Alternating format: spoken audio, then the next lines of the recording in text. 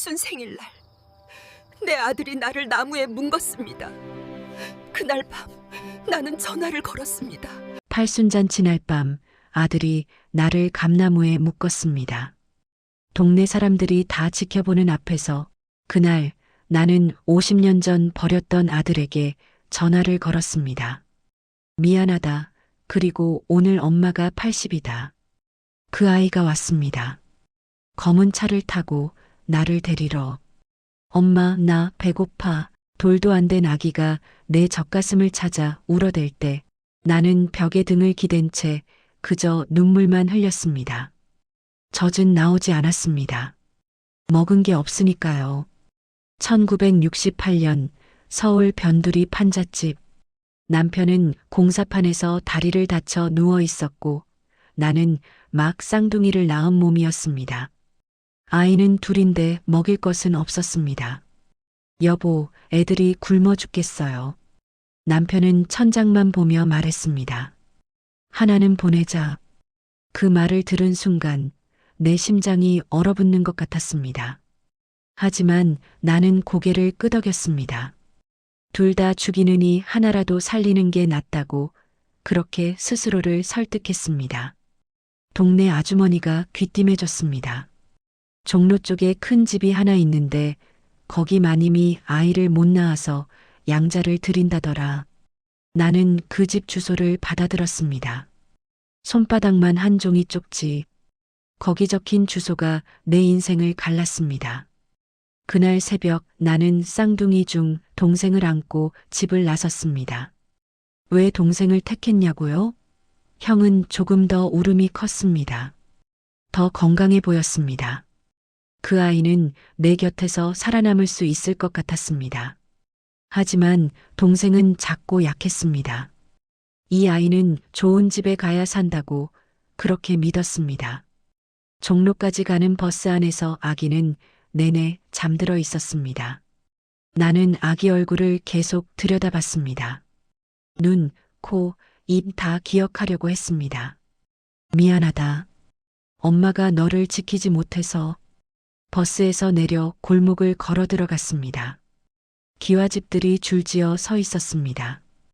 우리 집 판잣집 10채를 합쳐도 안 될 크기였습니다. 대문 앞에 섰습니다.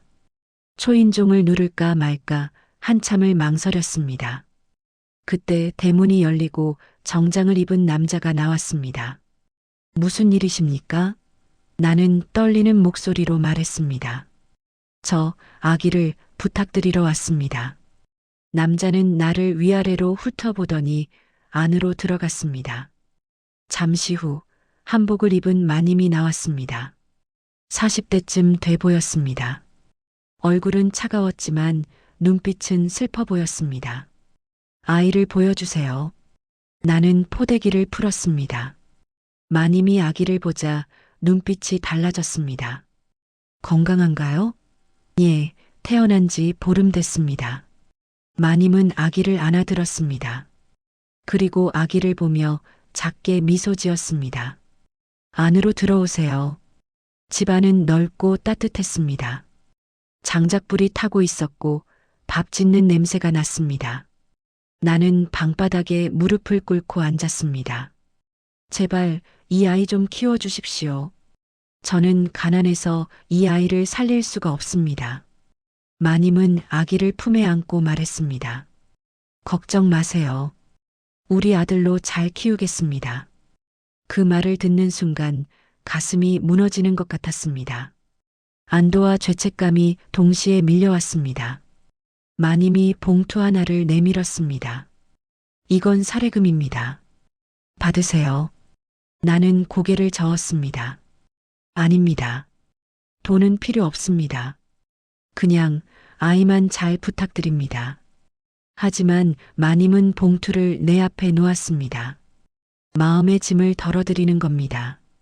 이걸 받으셔야 저도 마음 편히 이 아이를 키울 수 있어요. 나는 봉투를 받았습니다. 그리고 마지막으로 아기를 한 번 더 봤습니다. 잘 살아라, 엄마는 너한테 미안하다. 그 말을 남기고 나는 일어섰습니다. 뒤돌아 나오는데 다리가 떨렸습니다. 대문을 나서자마자 주저앉아 울었습니다. 골목 끝에서 한참을 울다가 집으로 돌아왔습니다. 남편은 물었습니다. 애써? 예. 이름은? 못 지어줬어요. 남편은 더 이상 묻지 않았습니다. 그날 이후 우리 부부는 그 아이 이야기를 입 밖에 꺼내지 않았습니다. 그렇게 나는 한 아들은 품에 안고 한 아들은 남의 품에 보낸 채 살아왔습니다. 곁에 남은 아들 이름은 민수였습니다. 민수는 자랐습니다. 밥을 굶기면서도 학교는 보냈습니다. 중학교까지는 마쳤습니다. 하지만 고등학교는 보낼 형편이 안 됐습니다. 민수는 16세 공장에 들어갔습니다. 그 애는 말이 없었습니다. 학교 못 간다는 말에도 고개만 끄덕였습니다. 엄마 괜찮아. 나 일하면서 돈 벌게. 나는 그 애한테 미안했습니다. 하지만 민수는 점점 변했습니다. 20살쯤 됐을 때 민수는 집에 돈을 안 갖다 줬습니다. 엄마, 나도 내 인생 살아야지. 그래도 집에 보탤 생각은 해야지. 엄마는 나한테 뭘 해준 게 있는데? 그 말이 가슴에 박혔습니다. 맞는 말이었습니다. 나는 민수한테 해준 게 없었습니다. 가난한 집에 태어나게 한 것, 학교도 못 보낸 것, 그게 다였습니다. 30이 넘어 민수는 장가를 갔습니다. 며느리는 날 싫어했습니다. 어머님, 저희는 따로 살 거예요. 그래, 그게 좋겠구나. 나는 혼자 남았습니다. 남편은 50에 세상을 떠났습니다. 술과 담배로 망가진 몸이었습니다. 나는 혼자 남은 판잣집에서 폐지를 주우며 살았습니다. 민수는 명절에만 왔습니다. 그마저도 며느리 눈치를 봐가며 잠깐 들렀다 갔습니다. 엄마, 우리 바빠서 이만 가봐야 해. 그래, 조심해서 가거라. 나는 아들 뒷모습을 보며 생각했습니다. 보낸 아들은 어떻게 살고 있을까? 60이 넘어 나는 작은 시골집으로 이사했습니다. 서울에서는 더 이상 살 수가 없었습니다. 집세도 못 냈고 몸도 아팠습니다. 민수가 시골집을 하나 구해줬습니다. 엄마, 여기서 사세요. 서울은 너무 비싸요. 그래, 고맙다. 시골집은 작았지만 마당이 있었습니다. 나는 거기서 텃밭을 가꾸며 살았습니다. 민수는 1년에 한두 번 왔습니다. 올 때마다 짜증이 섞여 있었습니다. 엄마, 여기까지 오는 거 진짜 힘들어요. 그래, 미안하다. 그리고 엄마, 돈 좀 아껴 쓰세요. 저도 애들 키우느라 힘들어요. 나는 고개를 숙였습니다. 철이 지나고 70이 됐습니다. 어느 날 민수가 전화를 했습니다. 엄마, 우리 집으로 오세요. 왜? 혼자 계시면 위험하잖아요. 나는 민수 집으로 갔습니다. 하지만 거기서 나는 환영받지 못했습니다. 며느리는 나를 귀찮아했고 손자들은 나를 무서워했습니다. 나는 작은 방 하나를 얻었습니다. 창문도 없는 방이었습니다. 어머님, 여기서 지내세요. 그래, 고맙다. 나는 그 방에서 숨죽이며 살았습니다. 밥은 혼자 먹었습니다. 며느리가 방문 앞에 쟁반을 놓고 갔습니다. 어머님, 식사하세요. 문을 열고 쟁반을 들고 들어와 혼자 먹었습니다. 밤에는 기침 소리도 참았습니다. 며느리가 싫어했으니까요. 민수는 점점 나를 무시했습니다. 엄마, 제발 조용히 좀 지내세요. 무슨 일 있었니?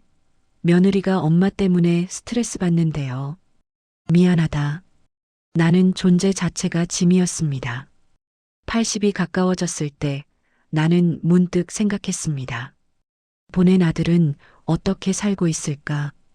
지갑 속에는 여전히 그 집 전화번호가 적힌 종이가 있었습니다. 마님이 준 번호였습니다. 훗날 필요하시면 연락하세요. 하지만 나는 한 번도 전화하지 않았습니다. 자격이 없다고 생각했습니다. 그런데 이제는 알 것 같았습니다.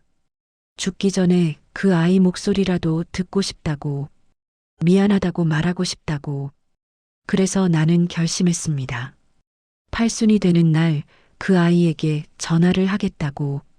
어머니, 김치 왜 이렇게 짜게 담갔어요? 며느리의 목소리가 부엌에서 들렸습니다. 미안하다, 손 떨려서. 아휴, 이거 다 버려야겠네. 어머님, 이제 그냥 가만히 계세요. 아무것도 하지 마시고. 나는 방으로 돌아왔습니다. 80 가까운 나이에도 나는 쓸모 있는 사람이 되고 싶었습니다. 김치라도 담가서 밑반찬이라도 만들어서 이 집에 도움이 되고 싶었습니다.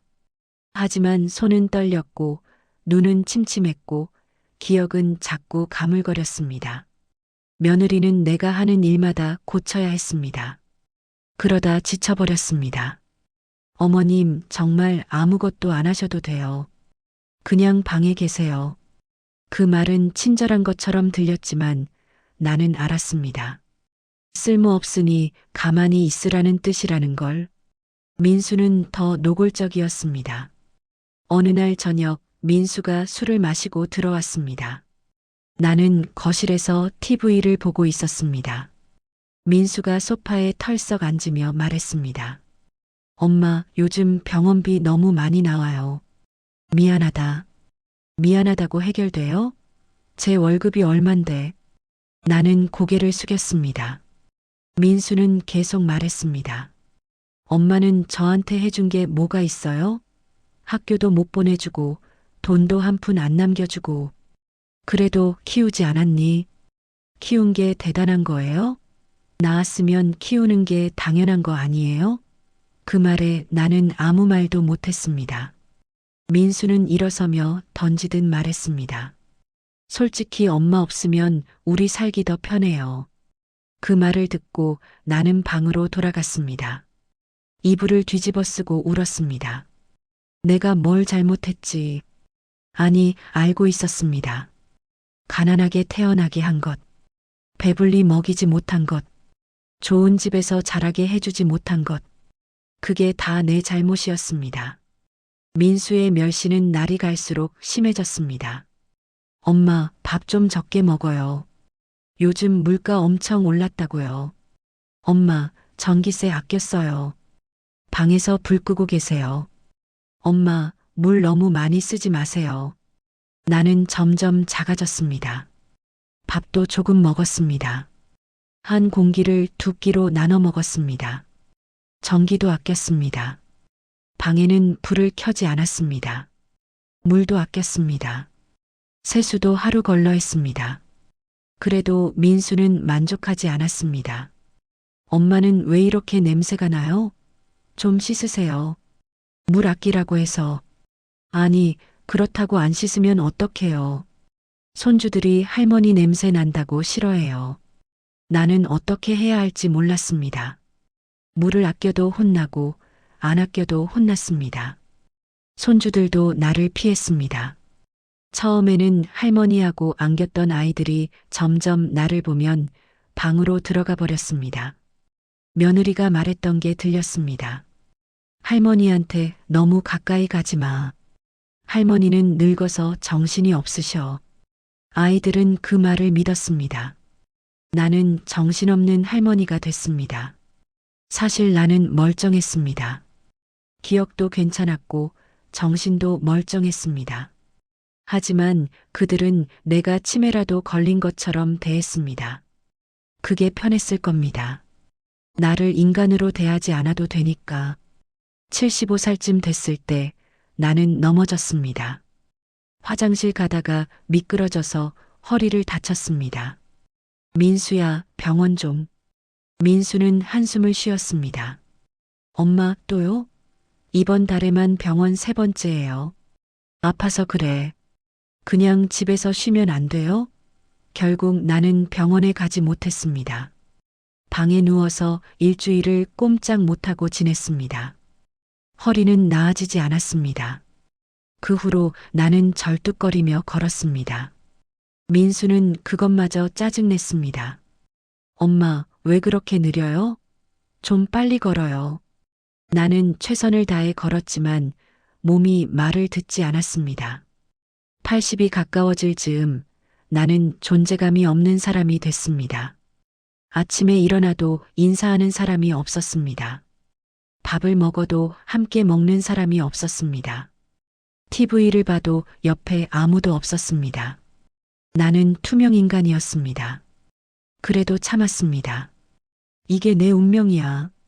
가난하게 살았으니까. 자식한테 해준 게 없으니까. 그런데 어느 날 며느리가 말했습니다. 어머님 팔순잔치 해드려야죠? 나는 깜짝 놀랐습니다. 아니야, 안 해도 돼. 아니에요. 동네 사람들 체면도 있고 해드려야죠. 민수도 동의했습니다. 그래요, 엄마. 팔순잔치는 해드려야죠. 나는 불안했습니다. 왜 갑자기 잔치를 해준다는 걸까? 그동안 나를 이렇게 대하던 사람들이, 하지만 거절할 수 없었습니다. 며느리는 이미 동네 사람들에게 알렸으니까요. 팔순잔치 날이 다가왔습니다.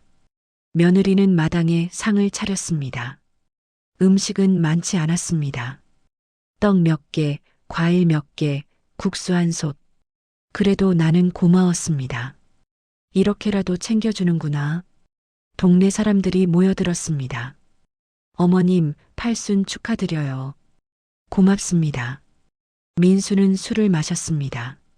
점점 얼굴이 붉어졌습니다. 나는 불안했습니다. 민수는 술만 마시면 성격이 달라졌으니까요. 그리고 그날 밤 내 인생에서 가장 수치스러운 일이 벌어졌습니다. 민수가 갑자기 소리를 질렀습니다. 엄마, 또 사고 쳤죠? 무슨 소리니? 부엌에 불 켜놓고 나왔잖아요. 집 태울 뻔했어요. 나는 기억이 나지 않았습니다. 하지만 민수는 계속 소리쳤습니다. 이 나이 먹고도 정신을 못 차려요? 집안에 피해만 끼치면서 동네 사람들이 다 지켜보고 있었습니다. 나는 고개를 숙였습니다. 미안하다. 그런데 민수는 내 팔을 잡아 끌었습니다. 잠깐 반성 좀 하고 와요. 어디로? 민수는 나를 마당으로 끌고 나갔습니다. 그리고 감나무 앞에 세웠습니다. 여기 서 있어요. 민수야. 민수는 밧줄을 꺼냈습니다. 그리고 내 손을 감나무에 묶었습니다. 이 집에 누가 주인인지 똑똑히 알아야 할 거 아니에요? 나는 믿을 수 없었습니다. 내 아들이 나를 나무에 묶고 있다는 게 동네 사람들도 충격받은 표정이었습니다. 하지만 아무도 말리지 않았습니다. 며느리도 손주들도 이웃들도 모두 그저 지켜만 봤습니다. 민수는 집 안으로 들어갔습니다. 나는 감나무에 묶인 채 남겨졌습니다. 팔순잔치 날 밤 나는 나무에 묶여 있었습니다. 별이 떴습니다. 바람이 불었습니다. 나는 그 자리에 그냥 서 있었습니다. 눈물도 나오지 않았습니다. 그저 이런 생각만 들었습니다. 이게 내 인생의 끝인가 보다. 감나무에 묶인 채로 1시간이 지났습니다. 다리가 저렸습니다. 허리가 아팠습니다. 하지만 나는 소리 내지 않았습니다. 동네 사람들은 하나둘 집으로 돌아갔습니다. 떠나면서 수군거렸습니다. 저 집 아들, 원래 저래? 어머니를 나무에 묶다니. 팔순 노인한테 저러면 벌받아. 하지만 그들도 말리지는 않았습니다. 남의 집 일이니까요. 며느리는 부엌에서 설거지를 했습니다. 그릇 부딪히는 소리가 들렸습니다. 손주들은 방에서 TV를 봤습니다. 웃음소리가 들렸습니다. 민수는 안방에 누워 코를 골았습니다. 나만 마당에 혼자 남았습니다. 밤이 깊어졌습니다. 하늘에 별이 가득했습니다. 나는 별을 보며 생각했습니다. 내가 뭘 잘못한 걸까? 아니, 이미 알고 있었습니다. 가난하게 산 것, 자식을 배불리 키우지 못한 것, 그게 죄였습니다. 민수는 어릴 때부터 굶주렸습니다. 학교도 제대로 못 다녔습니다. 친구들은 새 운동화를 신고 다닐 때 민수는 헌 고무신을 신었습니다. 친구들은 학원을 다닐 때 민수는 공장에서 일했습니다. 그 아이가 나를 원망하는 게 당연했습니다. 나는 그 아이한테 좋은 엄마가 아니었으니까요. 그때 마당 쪽으로 불빛이 들어왔습니다. 누군가 손전등을 들고 왔습니다. 옆집 할머니였습니다. 아이고, 아직도 여기 계셨어요? 네. 할머니가 밧줄을 풀어주려고 했습니다. 이러시면 안 되지. 내가 풀어드릴게요. 아니에요. 괜찮아요. 무슨 소리예요? 이렇게 묶여 계시면 어떡해요? 며느리가 싫어할 거예요. 할머니는 한숨을 쉬었습니다. 그래도 사람이 이럴 수는 없지. 하지만 할머니도 결국 밧줄을 풀지 못했습니다. 집안에서 며느리가 나왔습니다. 뭐 하세요? 아니, 어머님이 추우실까봐. 괜찮아요. 조금만 계시면 돼요. 며느리는 할머니를 돌려보냈습니다. 그리고 나를 보며 말했습니다. 어머님, 조금만 참으세요. 민수가 화 풀면 들어오시면 돼요. 나는 고개를 끄덕였습니다. 며느리도 집 안으로 들어갔습니다. 다시 혼자 남았습니다. 추웠습니다. 10월 밤바람은 차가웠습니다. 나는 얇은 옷 한 벌만 걸치고 있었습니다. 몸이 떨렸습니다. 이가 딱딱 부딪혔습니다. 여기서 얼어 죽는 건 아니겠지. 그런 생각이 들었습니다. 하지만 무섭지 않았습니다. 오히려 편안했습니다. 이렇게 끝나도 괜찮겠다. 그렇게 생각하니까 마음이 가벼워졌습니다. 새벽 2시쯤 됐을 때 나는 문득 생각했습니다. 보낸 아들은 어떻게 살고 있을까? 50년 넘게 보지 못한 아들. 그 아이는 지금 어디서 뭘 하고 있을까? 잘 자랐을까? 행복할까? 나를 원망할까? 아니면 나를 잊고 살고 있을까? 나는 지갑을 꺼냈습니다. 주머니에 항상 지니고 다니던 지갑. 그 안에 오래된 종이 쪽지가 있었습니다. 전화번호가 적혀 있었습니다. 50년 전 그 집 마님이 준 번호. 혹시 필요하시면 연락하세요. 하지만 나는 한 번도 전화하지 않았습니다. 자격이 없다고 생각했으니까요. 그런데 이제는 알 것 같았습니다. 죽기 전에 그 아이 목소리라도 듣고 싶다는 것을, 미안하다고 말하고 싶다는 것을. 해가 떴습니다. 동이 트고 새들이 울었습니다. 민수가 마당으로 나왔습니다. 술이 깬 얼굴이었습니다. 엄마, 아직도 거기 있어요? 응. 민수가 밧줄을 풀었습니다. 들어가요. 나는 비틀거리며 방으로 들어갔습니다. 다리에 힘이 없었습니다. 방에 누우니 온몸이 아팠습니다. 민수는 아무 말도 하지 않았습니다. 사과도 없었습니다. 그냥 회사에 갔습니다. 그날 오후 나는 결심했습니다. 오늘 전화해야겠다. 더 이상 미룰 수 없었습니다. 내일이면 또 무슨 일이 생길지 몰랐습니다. 나는 오래된 종이 쪽지를 꺼냈습니다. 떨리는 손으로 전화기를 들었습니다. 번호를 눌렀습니다. 신호음이 울렸습니다. 한 번, 두 번, 세 번. 그리고 누군가 받았습니다. 여보세요. 낯선 목소리였습니다. 남자 목소리. 나이는 50쯤 돼 보였습니다. 나는 떨리는 목소리로 말했습니다. 저 혹시... 말이 나오지 않았습니다. 네. 누구세요? 나는 눈물을 삼키며 말했습니다. 미안합니다. 그리고 오늘 제가 80입니다. 전화 저편에서 침묵이 흘렀습니다. 긴 침묵. 그리고 남자가 말했습니다. 어머니, 맞으십니까? 그 한마디에 나는 무너졌습니다. 눈물이 쏟아졌습니다. 미안하다. 정말 미안하다. 남자는 차분하게 말했습니다. 어머니, 지금 어디 계세요? 집에. 주소 알려주세요. 제가 바로 가겠습니다. 아니야, 오지 않아도 돼. 어머니, 거기 계세요. 꼭 가겠습니다. 전화가 끊겼습니다. 나는 전화기를 놓고 주저앉았습니다. 그 아이가 온다. 믿을 수 없었습니다. 50년 만에 내가 버린 아들이 나를 찾아온다는 것이. 전화를 끊고 나는 한참을 그 자리에 앉아 있었습니다.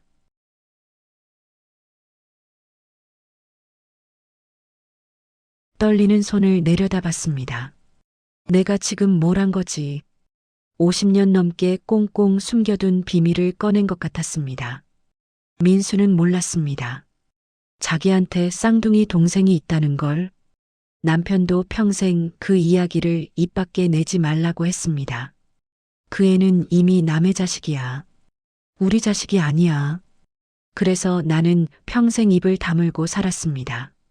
민수를 키우면서도, 명절을 보내면서도, 손주를 보면서도 단 한 번도 그 아이 이야기를 꺼내지 않았습니다. 그런데 오늘 처음으로 그 아이에게 전화를 했습니다. 왜 오늘이었을까요? 사실 이유는 명확했습니다. 어젯밤 감나무에 묶여 있을 때 깨달았습니다. 나는 이 집에서 사람이 아니구나. 민수한테 나는 짐이었습니다. 며느리한테 나는 귀찮은 존재였습니다. 손주들한테 나는 냄새나는 할머니였습니다. 그들에게 나는 빨리 죽어야 할 사람이었습니다. 그런 깨달음이 오히려 나를 자유롭게 했습니다. 이미 잃을 게 없구나. 그래서 전화할 수 있었습니다. 보낸 아들에게. 하지만 전화를 하고 나니 두려웠습니다. 그 아이가 나를 어떻게 생각할까? 원망할까? 미워할까? 아니면 그냥 모른 척 할까? 전화해서 어머니라고 불러줬지만 그건 예의상 그런 거였을지도 모릅니다. 속으로는 나를 버린 사람이라고 생각할지도 모릅니다. 맞아. 나는 그 아이를 버렸어. 아무리 가난해서 어쩔 수 없었다고 해도 버린 건 사실이니까요. 나는 다시 눈물이 났습니다. 그날 오후 나는 방안을 정리했습니다. 별로 정리할 것도 없었습니다. 옷 몇 벌, 이불 하나, 낡은 가방 하나. 그게 내 전 재산이었습니다. 옷장을 열어보니 오래된 한복이 있었습니다. 민수 결혼식 때 입었던 한복. 그때는 그래도 내가 어머니 대접을 받았었습니다. 하지만 이제는 아니었습니다. 이제는 그냥 집에 있는 늙은이였습니다. 나는 한복을 꺼내 입었습니다. 그 아이를 만날 때는 그래도 깨끗한 모습으로 만나고 싶어 거울을 봤습니다. 쭈글쭈글한 얼굴, 하얀 머리, 굽은 허리. 나는 늙었습니다. 아주 많이 늙었습니다. 그 아이가 나를 알아볼까? 저녁 무렵 민수가 퇴근했습니다. 엄마, 왜 한복 입었어요? 아, 그냥. 어디 나가시게요? 아니야. 민수는 더 이상 묻지 않았습니다. 관심도 없었습니다. 며느리가 저녁상을 차렸습니다. 나는 밥을 먹으려 했지만 목으로 넘어가지 않았습니다. 가슴이 두근거렸습니다. 그 아이가 정말 올까? 아니면 그냥 예의상 가겠다고 말한 걸까? 나는 밥을 조금 먹고 방으로 들어왔습니다. 창문으로 대문을 바라봤습니다. 밤 8시쯤 됐을 때 대문 밖에 차 소리가 들렸습니다. 나는 깜짝 놀라 창문을 열었습니다. 검은색 고급 벤츠 승용차 한 대가 대문 앞에 섰습니다. 차 문이 열렸습니다. 정장을 입은 남자가 내렸습니다. 키가 크고 어깨가 넓었습니다. 얼굴은 잘 보이지 않았지만 분위기가 달랐습니다. 민수와는 완전히 달랐습니다. 남자는 대문을 두드렸습니다. 똑똑똑. 나는 가슴이 터질 것 같았습니다. 저 사람이 내 아들일까? 며느리가 대문을 열었습니다. 누구세요? 안녕하세요. 혹시 이 댁의 팔순 되신 어르신 계십니까? 네, 근데 누구시길래? 제가 어머니를 뵈러 왔습니다. 며느리는 당황했습니다. 어머니요? 무슨? 그때 민수가 나왔습니다. 누구십니까? 남자는 공손하게 인사했습니다. 처음 뵙겠습니다. 남자는 잠시 멈췄다가 말했습니다. 어머니의 아들입니다. 민수는 황당한 표정을 지었습니다. 뭐라고요? 우리 엄마 아들은 저밖에 없는데요? 말씀드리기 복잡하지만 저는 어머니가 50년 전에 입양 보낸 아들입니다. 순간 마당이 조용해졌습니다. 민수는 입을 다물지 못했습니다. 며느리도 놀란 표정이었습니다. 나는 방 안에서 그 장면을 지켜봤습니다. 눈물이 흘렀습니다. 그 아이가 정말 왔구나. 민수가 먼저 정신을 차렸습니다. 무슨 소리예요? 우리 엄마가 당신을 입양 보냈다고요? 네. 1968년 태어난 지 보름 만에 종로의 한 집으로 보내졌습니다. 말도 안 돼요. 우리 엄마는 그런 말 한 적 없어요. 어머니께서 오늘 저한테 전화하셨습니다. 민수는 나를 봤습니다. 엄마, 이게 무슨 소리예요? 나는 방문을 열고 나왔습니다. 떨리는 다리로 마당으로 나갔습니다. 남자를 봤습니다. 가까이서 보니 얼굴이 보였습니다. 민수와 닮았습니다. 눈, 코, 인매가 똑같았습니다. 쌍둥이였으니까요.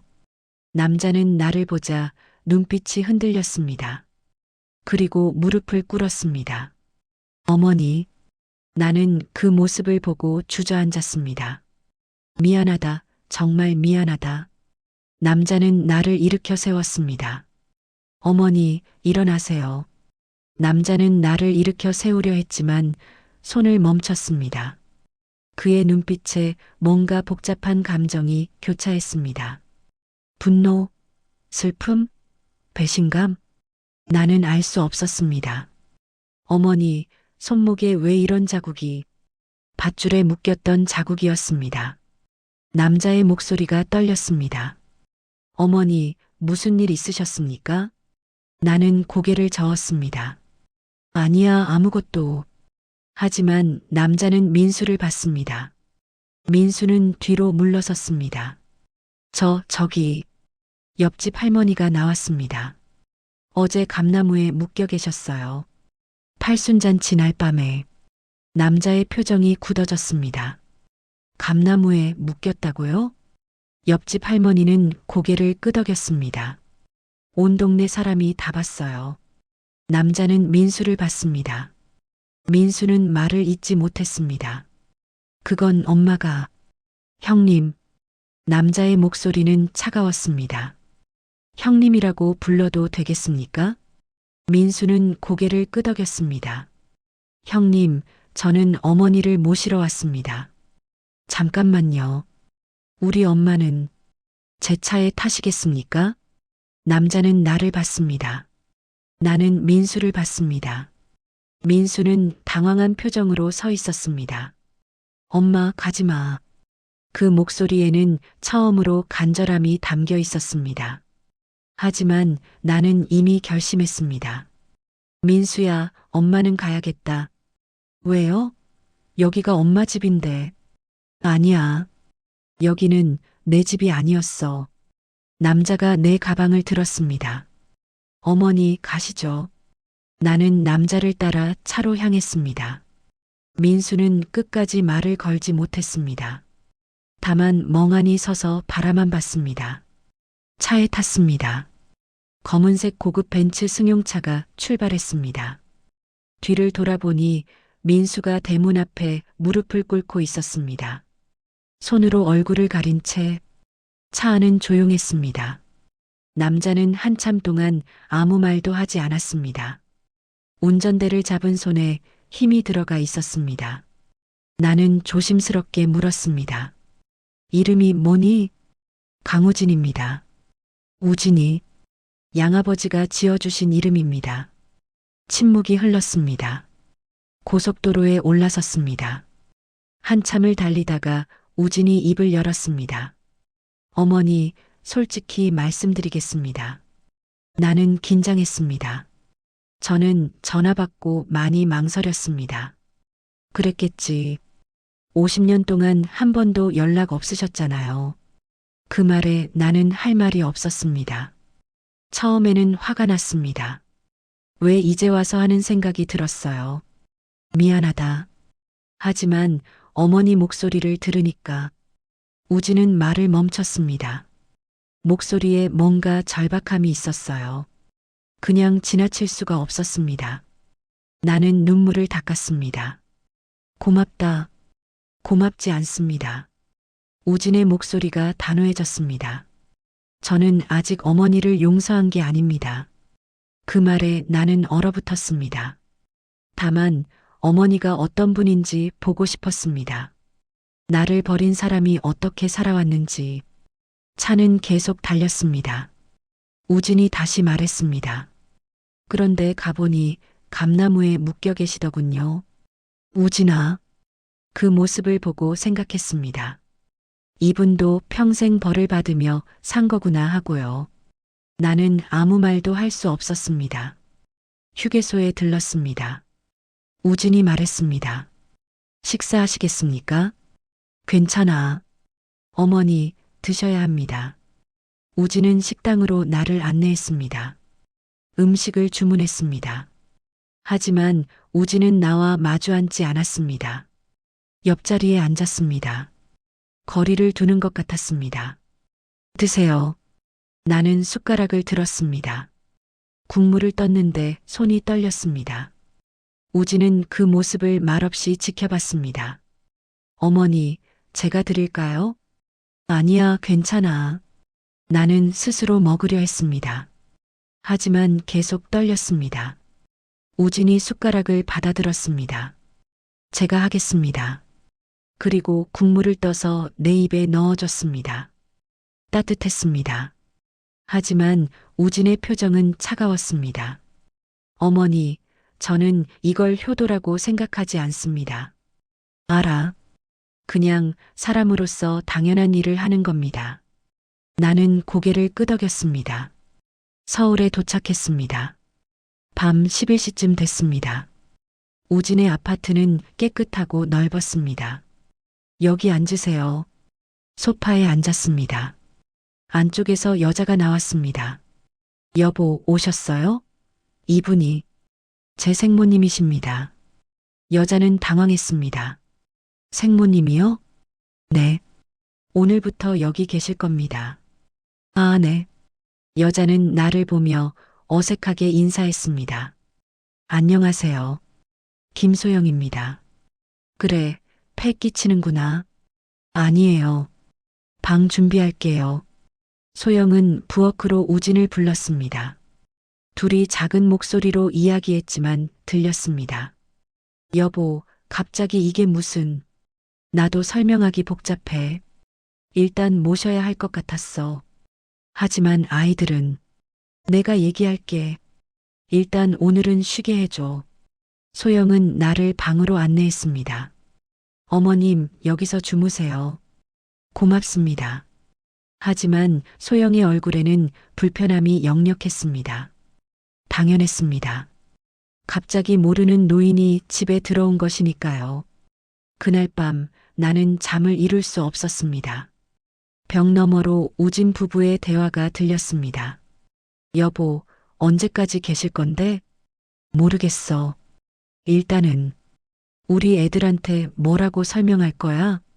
할머니라고 하면 되지. 하지만 갑자기 나타난 할머니를. 소영아, 미안해. 나도 정리가 안 돼. 우진의 목소리에는 혼란이 담겨 있었습니다. 나는 이불을 뒤집어 쓰고 울었습니다. 내가 또 짐이 됐구나. 다음 날 아침 우진이 방문을 두드렸습니다. 어머니, 주무셨습니까? 응. 나와서 식사하세요. 식탁에 나갔습니다. 소영이 준비한 아침이 차려져 있었습니다. 하지만 분위기는 어색했습니다. 10살쯤 된 남자아이가 나를 쳐다봤습니다. 아빠, 저 할머니 누구예요? 민준아, 인사해. 할머니시야. 갑자기요? 응. 잠깐 우리 집에 계실 거야. 민준이는 고개를 끄덕였지만 나를 경계하는 눈빛이었습니다. 나는 밥을 먹으려 했지만 목으로 넘어가지 않았습니다. 우진이 말했습니다. 어머니, 오늘 병원 가셔야 할 것 같습니다. 괜찮아.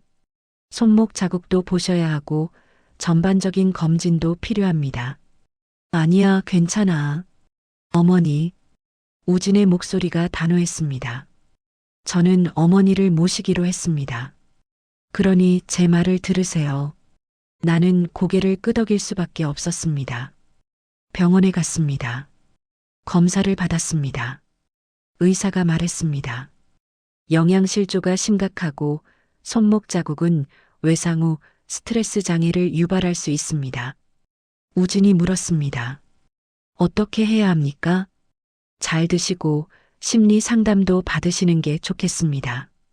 병원에서 나오며 우진이 말했습니다. 어머니, 형님한테 연락하시겠습니까? 나는 고개를 저었습니다. 아니야. 하지만 형님도 걱정하실 텐데. 민수는 나 없어서 편할 거야. 우진은 한숨을 쉬었습니다. 어머니, 솔직히 저는 형님이 이해가 안 됩니다. 그럴 거야. 어머니를 나무에 묶다니 사람이 어떻게 그럴 수 있습니까? 민수는 힘들게 자랐어. 다 내 잘못이야. 우진은 차를 세웠습니다. 그리고 나를 봤습니다. 어머니, 저한테 솔직히 말씀해 주세요. 뭘? 왜 나를 보냈습니까? 진짜 이유를요. 나는 우진의 눈을 봤습니다. 배고파서, 둘 다 죽일 수 없어서. 그럼 왜 나를 택하셨습니까? 왜 형님이 아니라 저를요? 나는 울었습니다. 너는 더 약했어. 형보다 작고 약했어. 그래서 좋은 집에 보내야 산다고 생각했어. 우진은 고개를 돌렸습니다. 그의 눈에도 눈물이 고여 있었습니다.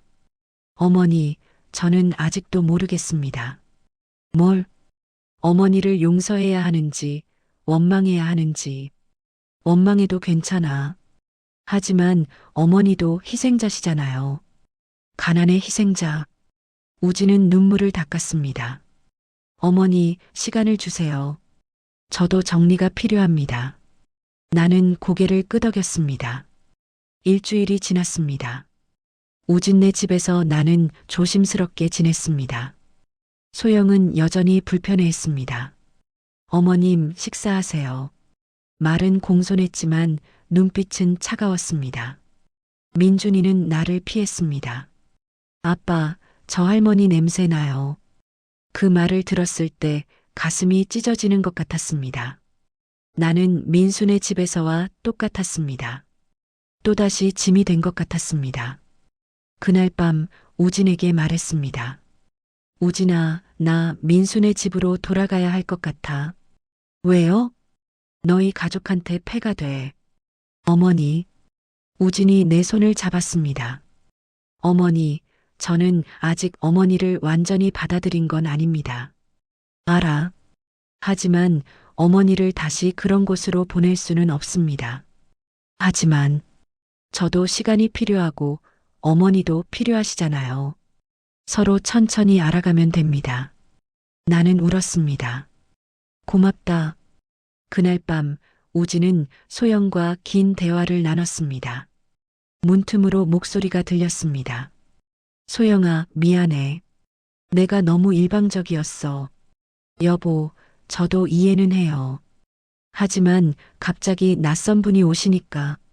알아. 내가 설명을 제대로 안 했어. 우진은 자기 이야기를 했습니다. 입양됐던 이야기, 생모를 평생 궁금해했던 이야기, 그리고 전화를 받았을 때의 심정. 소영이 물었습니다. 그럼 어머님을 용서하신 거예요? 아니, 아직은 아니야. 그냥 내버려 둘 수가 없었어.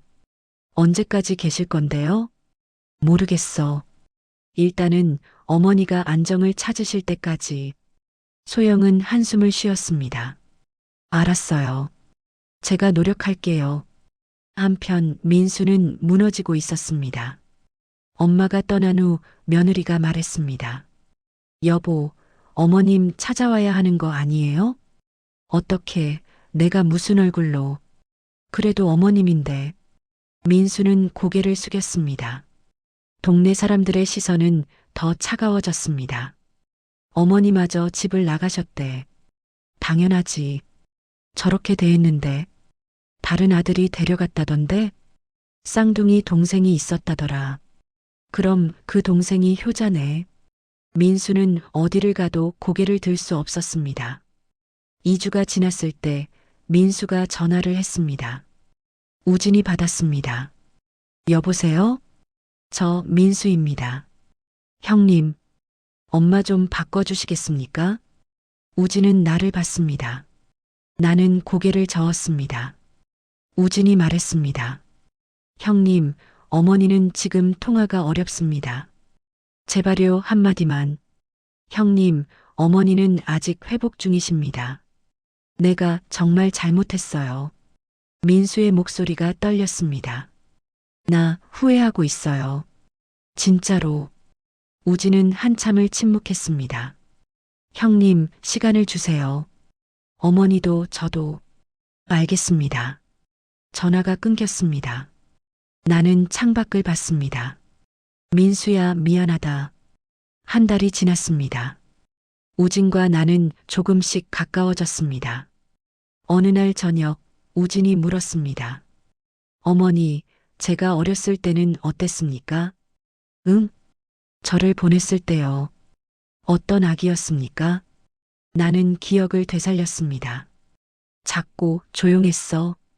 형은 울음이 컸는데 너는 조용히 있었어. 그랬군요. 손도 작았어. 내 새끼손가락만 했어. 우진은 자기 손을 봤습니다. 어머니도 힘드셨겠네요. 응, 너무 힘들었어.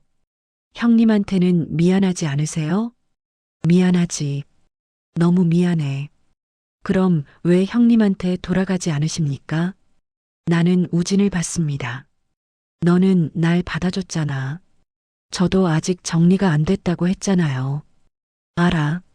하지만 너는 날 사람으로 대해줘. 우진은 한숨을 쉬었습니다. 어머니, 형님도 변할 수 있습니다. 알아. 시간을 주세요. 형님한테도. 나는 고개를 끄덕였습니다. 2달째 민수는 계속 전화했습니다. 하지만 나는 받지 않았습니다. 받을 용기가 없었습니다.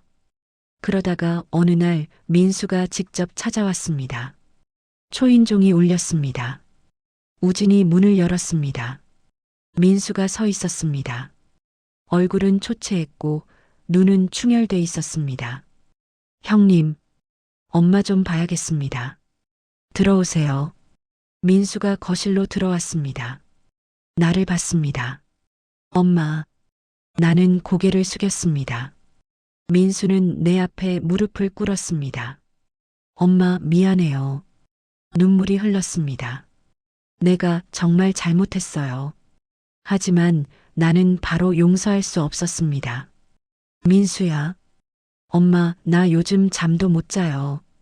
엄마 생각만 나요. 그래도 엄마를 나무에 묶은 거 평생 후회할 거예요. 민수는 울었습니다. 우진이 옆에 앉았습니다. 형님, 일어나세요. 아니야, 나 용서받을 때까지 안 일어날 거야. 형님, 어머니도 시간이 필요하세요. 민수는 나를 봤습니다. 엄마, 집으로 돌아와요. 제발. 나는 고개를 저었습니다. 민수야, 엄마는 아직. 나 정말 변했어요. 며느리도 변했고 애들도 할머니 보고 싶어 해요. 그래도 우진이 말했습니다. 형님, 오늘은 이만 가세요. 어머니가 준비되시면 연락드리겠습니다. 민수는 어쩔 수 없이 일어섰습니다. 엄마, 기다릴게요. 언제까지든. 민수는 떠났습니다. 그 후로 민수는 매주 왔습니다. 항상 뭔가를 들고 왔습니다. 과일, 반찬, 약. 엄마 드시라고요. 하지만 나는 받지 않았습니다. 민수야, 가져가. 엄마. 아직은 엄마 마음이 안 풀렸어. 민수는 고개를 끄덕였습니다. 알겠습니다. 그래도 계속 올게요. 석 달째 민수의 눈빛이 달라졌습니다. 예전에 짜증 섞인 표정이 사라졌습니다. 대신 조용한 슬픔이 자리 잡았습니다. 엄마, 나 요즘 상담 받아요. 상담? 심리 상담이요. 왜 내가 엄마한테 그렇게 했는지 알고 싶어서요. 나는 놀랐습니다. 선생님이 그러더라고요. 내가 평생 엄마를 원망한 건 사실은 엄마가 보고 싶어서였대요. 민수야, 나는 엄마 사랑을 받고 싶었대요. 근데 표현을 못해서 원망으로 나왔대요. 민수는 울었습니다. 엄마, 나 정말 몰랐어요. 내가 엄마를 사랑한다는 걸. 나도 울었습니다. 우진이 옆에서 조용히 지켜봤습니다. 4달째 소영의 태도가 바뀌었습니다. 어머님, 오늘 뭐 드시고 싶으세요? 아무거나 괜찮아. 아니에요. 말씀하세요. 소영은 옆에 앉았습니다. 어머님, 저도 처음에는 힘들었어요. 알아, 미안해. 아니에요. 근데 요즘 보니까 어머님도 많이 힘드셨구나 싶어요. 고맙다. 그리고 형님 보니까 사람은 변할 수 있구나 싶어요. 나는 소영의 손을 잡았습니다. 패 끼쳐서 미안해. 아니에요, 어머님. 이제 가족이잖아요.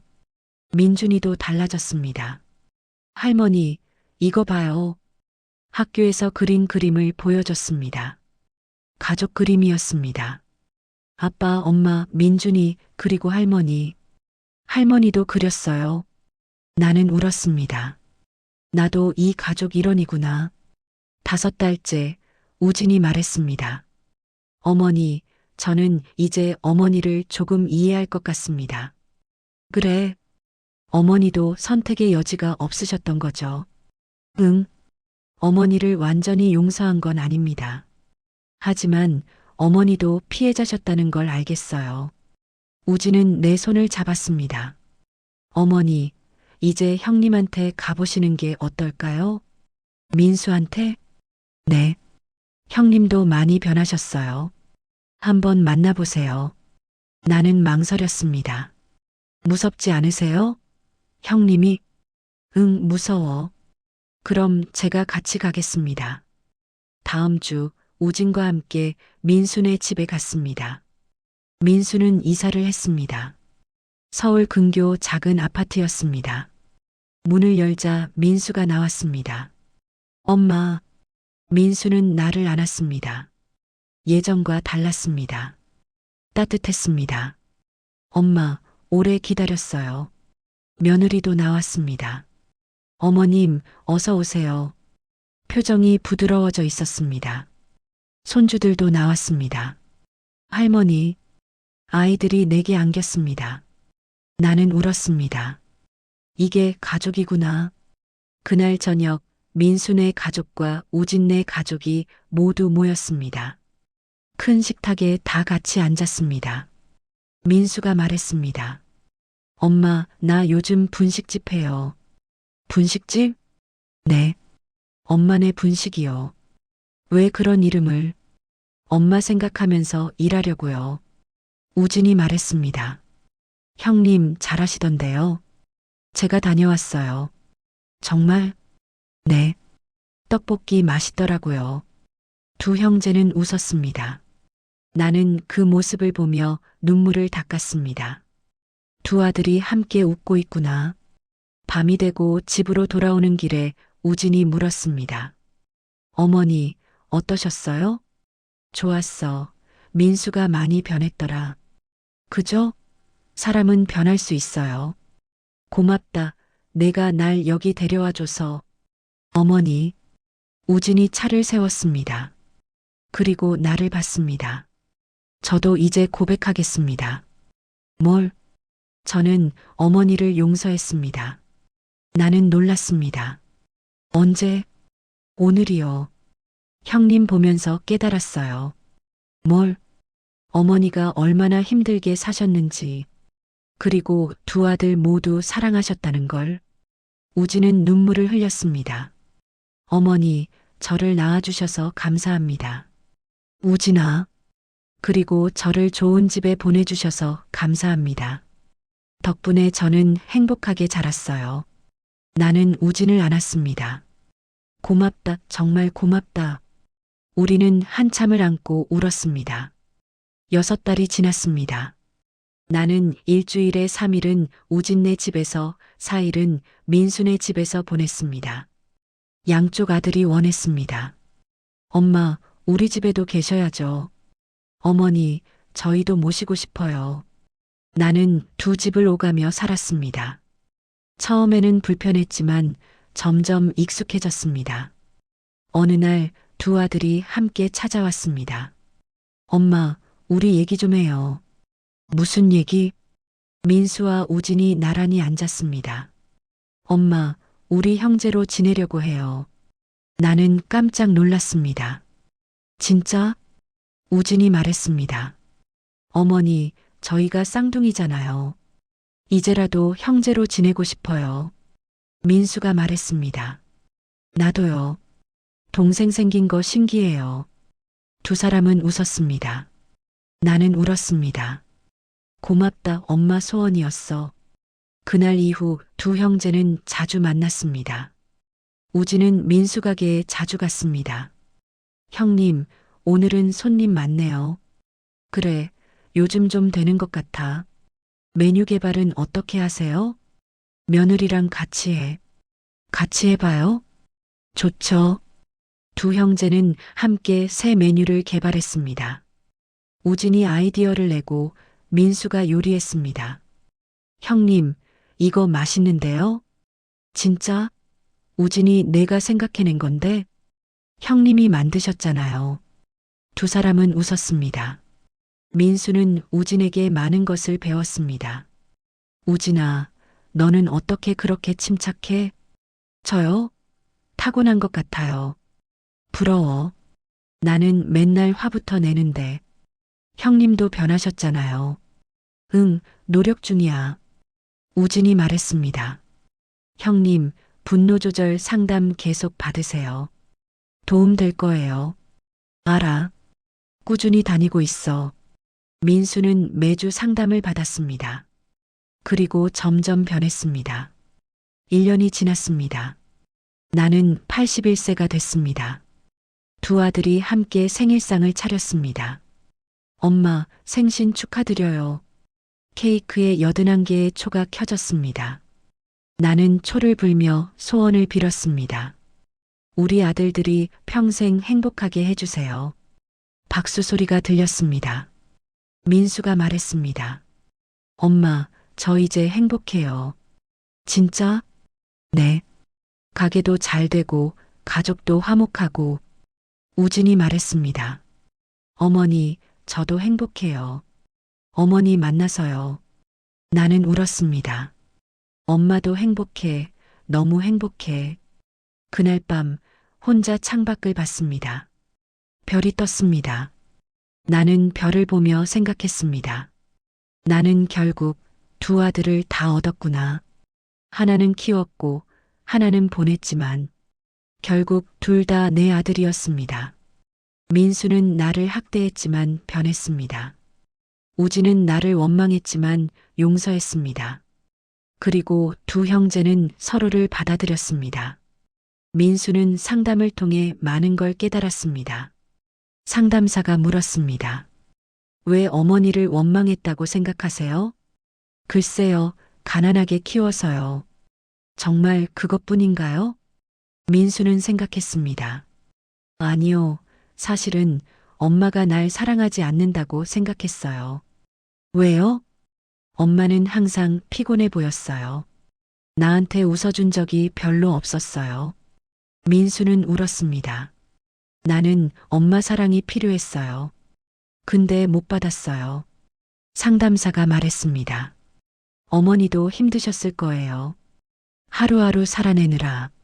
알아요, 이제 알아요. 그럼 어머니를 용서할 수 있겠습니까? 민수는 고개를 끄덕였습니다. 네, 용서하고 싶어요. 민수는 조금씩 변했습니다. 며느리한테 다정해졌습니다. 여보, 오늘 힘들었어? 응, 좀. 내가 설거지 할게. 며느리는 놀랐습니다. 진짜? 응. 당신도 쉬어. 손주들한테도 다정해졌습니다. 아빠, 숙제 도와줘. 그래, 뭐가 어려운데? 수학이요. 아빠도 수학 못했는데 같이 해보자. 가족은 점점 화목해졌습니다. 가게도 점점 잘 됐습니다. 손님들이 많아졌습니다. 사장님, 여기 떡볶이 진짜 맛있어요. 고맙습니다. 사장님 항상 웃으시네요. 네, 요즘 행복해서요. 동네 사람들도 민수를 다르게 봤습니다. 저 집 사장님 좋은 분이시더라. 맞아요. 친절하시고, 민수는 과거를 지우려 하지 않았습니다. 대신 현재를 열심히 살았습니다. 그리고 그 모습이 사람들한테 전해졌습니다. 어느 날 옆집 할머니가 가게에 왔습니다. 감나무에 묶인 날밤 밧줄을 풀어주려 했던 할머니였습니다. 사장님, 네, 어서 오세요. 사장님 많이 변하셨네요. 민수는 고개를 숙였습니다. 할머니, 그때 정말 죄송했습니다. 아니에요. 사람은 실수할 수 있죠. 변명의 여지가 없습니다. 어머니한테 정말 못된 짓 했어요. 할머니는 민수의 손을 잡았습니다. 하지만 이제 잘하고 계시잖아요. 어머니도 행복해 보이시던데요. 감사합니다. 과거에 매이지 마세요. 앞으로 잘하시면 돼요. 민수는 울었습니다. 고맙습니다. 그날 밤 민수는 나에게 전화했습니다. 엄마, 왜? 엄마, 나 오늘 깨달은 게 있어. 뭔데? 나는 평생 내 과거에 갇혀 살았어. 민수야. 가난했던 것, 배우지 못한 것, 그게 날 가둬뒀어. 민수는 울었습니다. 근데 이제 알았어. 과거는 중요하지 않아. 지금이 중요해. 그래, 맞아.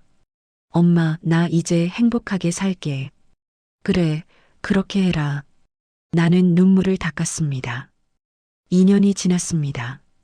나는 82세가 됐습니다. 두 아들이 특별한 날을 준비했습니다.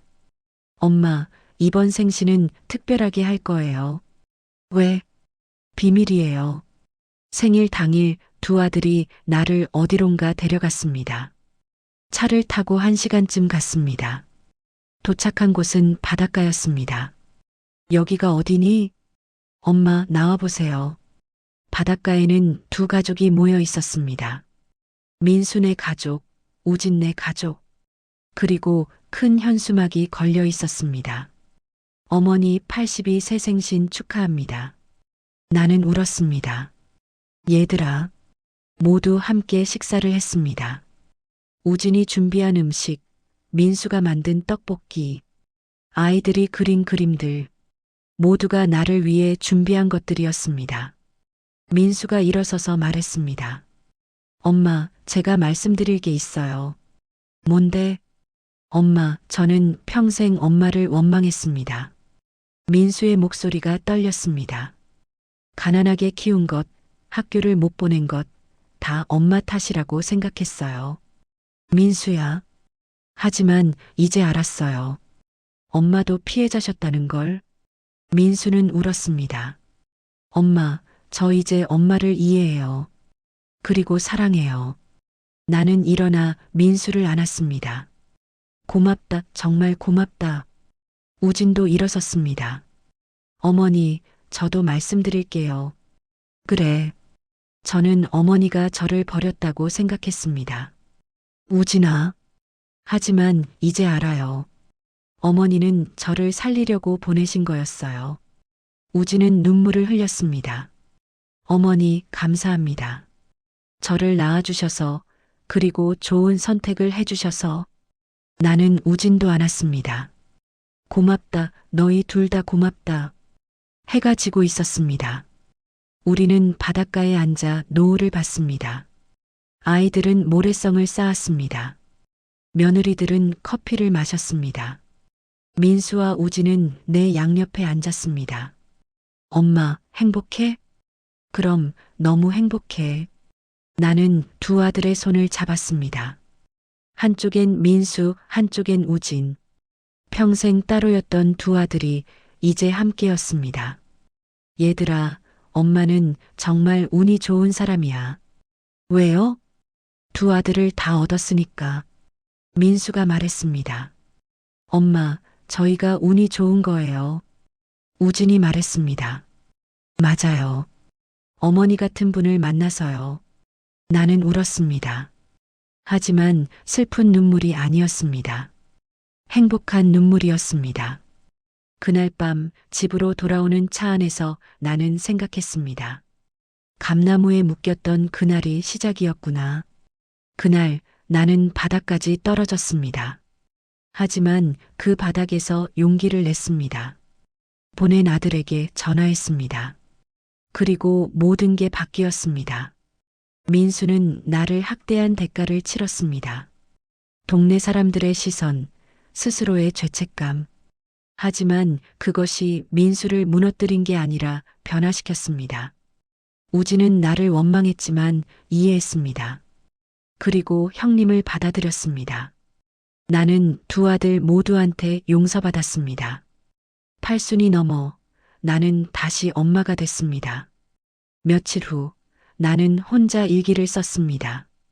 나는 평생 두 아들을 가슴에 안고 살았다. 하나는 키웠고 하나는 보냈다. 키운 아들은 나를 학대했다. 보낸 아들은 나를 구했다. 하지만 결국 두 아들 모두 돌아왔다. 민수는 뉘우침으로, 우진은 용서로. 감나무에 묶였던 그날은 끝이 아니었다. 새로운 시작이었다. 팔순이 넘어 나는 진짜 엄마가 됐다. 두 아들 모두를 품에 안을 수 있는 엄마. 이제 나는 행복하다. 일기를 덮고 창밖을 봤습니다. 별이 떴습니다. 나는 별을 보며 웃었습니다. 이제 정말 괜찮아. 버린 줄 알았던 아들이 나를 데려갔고 곁에 있던 아들은 나를 버렸습니다. 하지만 이야기는 거기서 끝나지 않았습니다. 버린 아들은 뉘우쳤고 데려간 아들은 용서했습니다. 감나무에 묶였던 그날 세 사람의 인생이 바뀌었습니다. 한 아들은 평생 후회하며 살았지만 그 후회가 그를 더 나은 사람으로 만들었습니다. 다른 아들은 평생 원망을 품었지만 그 원망을 내려놓으며 자유로워졌습니다.